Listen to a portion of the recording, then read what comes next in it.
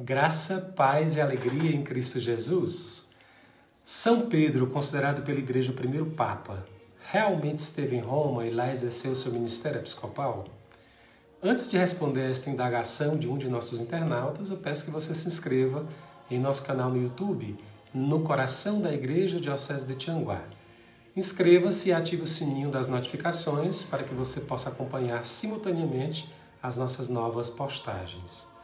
Compartilhe os nossos vídeos e seja você também um evangelizador nas redes sociais. Veja bem, São Pedro, natural de Betsaida, na Galileia, era filho de Jonas, segundo o relato de Mateus, capítulo 16, versículo 17, ou de João, segundo o relato de São João, capítulo 1 e versículo 42. E irmão de André. Era pescador de profissão e antes do seu encontro pessoal com Jesus Cristo era chamado de Simão. São Pedro foi bispo e fundador da comunidade cristã de Antioquia e posteriormente bispo de Roma, onde permaneceu por cerca de 25 anos até o seu martírio. O apóstolo morreu crucificado de cabeça para baixo sob as ordens do imperador Nero por volta do ano 67. Uma pergunta que não quer calar. São Pedro foi de fato o primeiro Papa da Igreja de Cristo? Evidentemente, os primeiros líderes do cristianismo não foram chamados ainda de papas. A palavra papa, que vem do grego papas e significa algo como o pai espiritual de uma comunidade, foi durante vários séculos usada para designar todos os bispos do Ocidente. Foi a partir do Papa Gregório VII, no ano de 1073, que o termo tornou-se de uso exclusivo do bispo de Roma, que sempre foi a autoridade máxima da Igreja. A Sagrada Tradição e o Novo Testamento nos mostram claramente que São Pedro já exercia a primazia e o munus próprio de governar a Igreja nascente, mandato confiado a ele pelo próprio Senhor. Ele sempre foi ouvido e acatado como sinal da unidade entre os apóstolos. Logo, indubitavelmente, foi o primeiro Papa da Igreja de Cristo. Eusébio de Cesareia, que viveu entre os anos 265 e 339 d.C., assim escreve: Pedro, de nacionalidade galileia, o primeiro pontífice dos cristãos, tendo inicialmente fundado a igreja de Antioquia, se dirige a Roma, onde, pregando o evangelho, continua 25 anos bispo da mesma cidade. Segundo Crônicas de Eusébio, página 261, parágrafo 2º.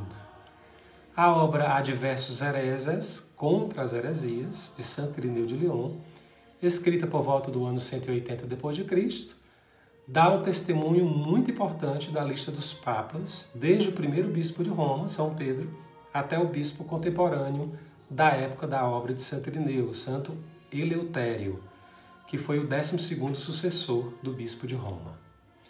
A obra Liber Pontificalis, Livro Pontifício, escrita no século VI, apresenta a lista desde São Pedro até o Papa Félix II, que governou a Igreja de 526 a 530. Também os testemunhos patrísticos dos primeiros padres da Igreja confirmam a sucessão apostólica.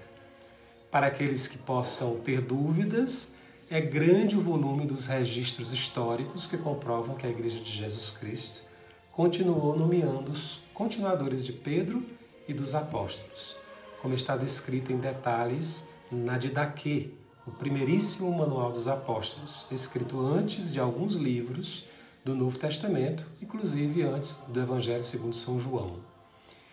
E como pessoas de fé, é claro que nós não podemos nos esquecer que no Evangelho segundo São Mateus, capítulo 28, e versículos de 19 a 20, Jesus Cristo garante aos apóstolos: Ide, pois, e ensinai a todas as nações, batizando-os em nome do Pai, do Filho e do Espírito Santo.